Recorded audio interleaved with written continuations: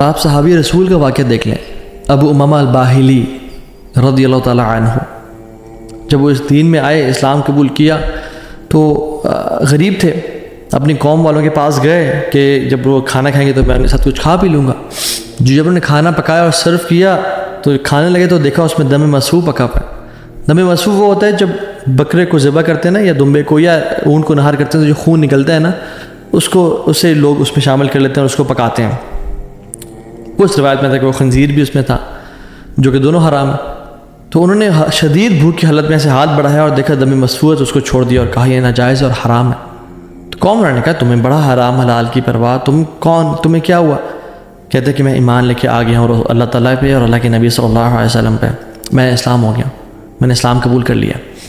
اور میں مسلمان ہو گیا ہوں۔ تو انہوں نے کہا کہ اچھا ٹھیک ہے، بڑے تم آئے ہو نیک، جیسے آج کل کے لوگ کہتے ہیں نا تم بڑے مولوی ہو گئے ہو۔ تو نہیں کہا کہ تم بڑے مولوی ہو گئے ہو تو تمہیں تمہارا دین مبارک ہو، بہرحال یہی کھانا تو یہ، تم نے کھانا تو کھاؤ، نہیں کھانا تو نکل جاؤ یہاں سے۔ وہ چلے گئے، دور جا کے لیٹے، کہتے ہیں میں نے تھوڑی دیر کے لیے آنکھ لگائی اور بھوک کی شدید حالت تھی۔ تو جب میں نے حرام کا انکار کیا تھا، مجھے اللہ رب العالمین سے امید تھی، اس قادر قدیر سے امید تھی۔ آنکھیں میں نے کھولی تو میں نے دیکھا ایک پیالہ پڑا ہوا ہے، اس کو جب میں نے دیکھا تو اس میں دودھ ہے، اور کہتے ہیں میں نے اس کو پیا بسم اللہ پڑھ کے۔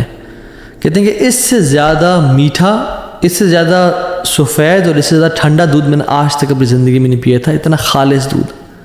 کہتے ہیں میرا تو پیٹ بھر گیا اور میری رگیں سیراب ہو گئیں اور پورے نا، یعنی جو ایک ڈرائنس تھی میرے اندر بھوک کی وجہ سے، وہ بالکل ختم ہو گئی۔ کچھ دیر بعد قوم کے لوگ آئے اور کھانا لے کے آگے کہ ابو ماما تو ہمارے قوم کا ہے، تو ہمارے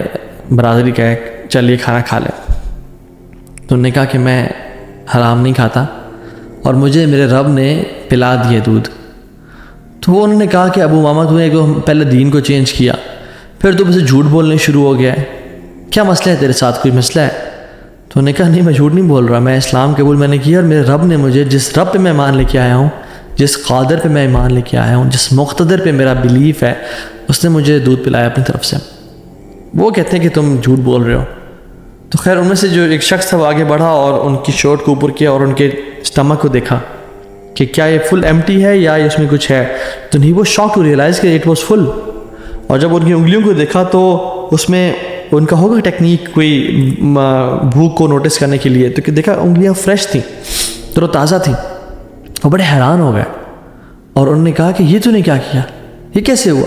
تو انہوں نے کہا کہ جس رب پہ میں مان لے کے آیا ہوں نا، اور میں نے حرام کے لقمے کا انکار کیا ہے، اس رب نے مجھے دودھ پلایا ہے۔ اور ابو امامہ الباہلی رضی اللہ عنہ کی یہ کیفیت کو دیکھ کے ان کا سارا قبیلہ انہوں نے اسلام قبول کر لیا۔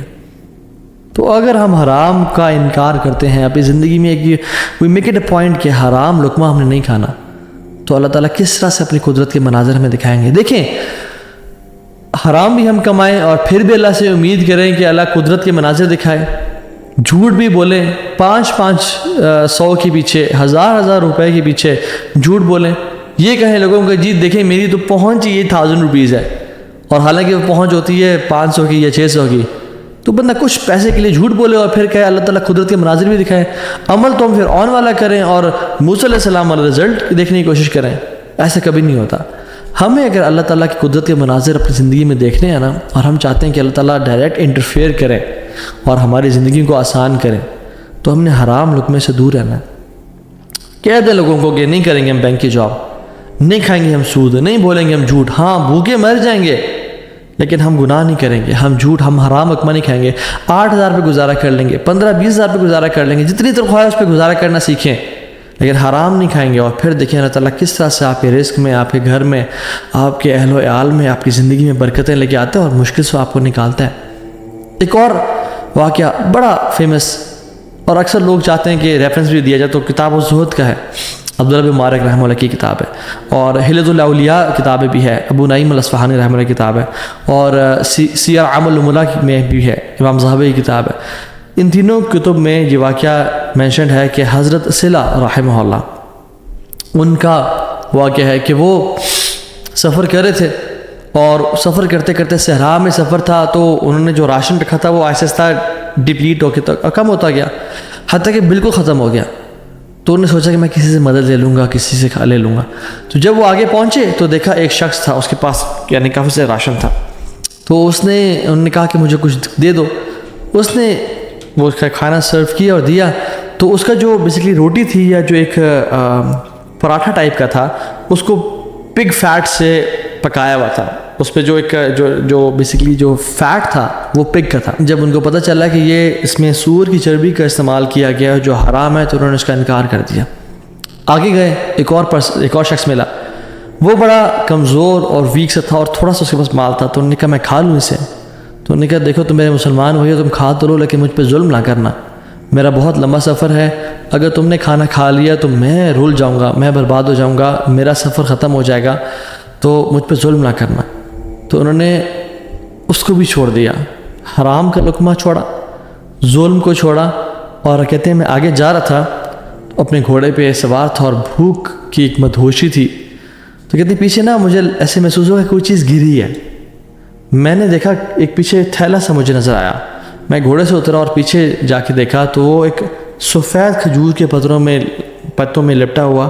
ایک تھیلا تھا، جس کو جب میں نے کھولا تو اس میں تازہ اور بے موسمی کھجوریں تھیں، جو کھجوریں اس سیزن میں ہوتی نہیں تھی پیدا، اور کہتے ہیں میں نے ان کو کھایا اور اپنے آپ کو پیٹ بھر کے یعنی فل کر لیا، اور میرے رب نے مجھے وہ کھلا دی۔ اللہ تعالیٰ قادر ہے ہر چیز پہ، اللہ تعالیٰ اسباب کا محتاج نہیں ہے، نہ ہی لوگوں کا محتاج ہے، نہ سیزنز کا محتاج ہے کہ یہ سیزن میں یہ فروٹ آئے گا۔ مریم علیہ السلام کو دیکھیں، آپ ان کو دیکھیں، انہوں نے کس طرح سے اللہ تعالیٰ نے ان کو بے موسمی فروٹ سرو کر دیے، تو انہوں نے حرام کا انکار کیا،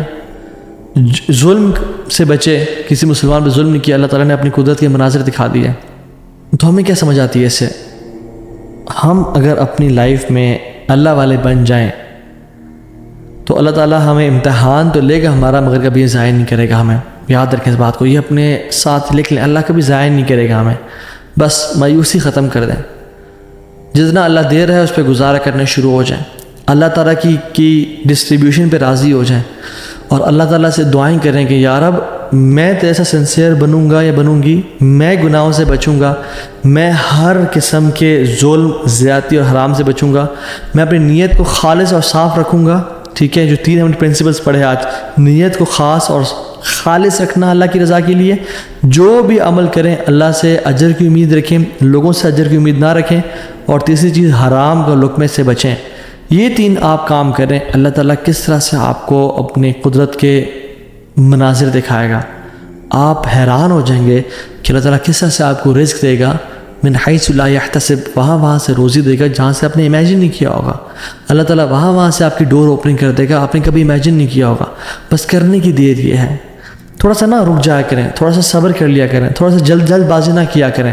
تھوڑا سا رک جایا کریں، اگر گناہ ہے نا اور سمجھ آ رہا کہ ظلم ہے، تھوڑا ویٹ کر لیا کریں، اللہ تعالیٰ وہ ٹیسٹ کر رہا ہوتا ہے، تھوڑا انتظار کر لیں، اور پھر کچھ دنوں بعد یا کچھ مہینوں بعد دیکھیں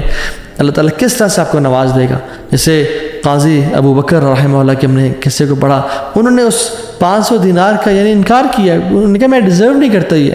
تھوڑا سا ویٹ کر لیا، اللہ تعالیٰ نے کس طرح سے ان کے راستے کھول دیے۔